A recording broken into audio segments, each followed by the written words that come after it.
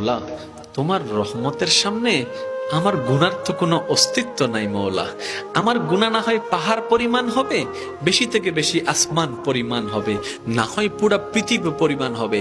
তোমার রহমত তো অগণিত, তোমার রহমত তো অসীম, তোমার রহমত তো আনলিমিটেড। এবার রব্বে করিম বলে, তাহলে ঘাবড়াস কেন, তাহলে মন ছোট করস কেন? আরে গুনাহ করেছো তো করেছো, কি হয়েছে? একবার তো তওবার মাধ্যমে আমি রবের দরবারে ফিরে আই। মৌলা, ফিরে আসতে পারবো তো? দরজা কি খোলা আছে?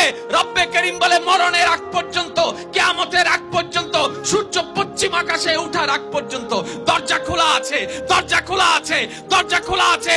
এবার বান্দা বলে, মৌলা 24টা ঘন্টার কোন টাইমে আসলে সেই দরজা খোলা পাবো? রব্বে করিম বলে, আরে ব্যাংকের দরজা খোলা থাকে নির্দিষ্ট সময়ে, অফিস আদালতের দরজা খোলা থাকে নির্দিষ্ট সময়ে, এমনকি ঘরের দরজাও খোলা থাকে নির্দিষ্ট সময়ে, এর বাইরে যাই না। কিন্তু তোর রবের দরবার এমন একটা দরবার, 24টা ঘন্টার যেই কোনো মুহূর্তে তুই আসবি, তোর রবের দরবার তোর জন্য খোলা থাকবে। সুবহানাল্লাহ।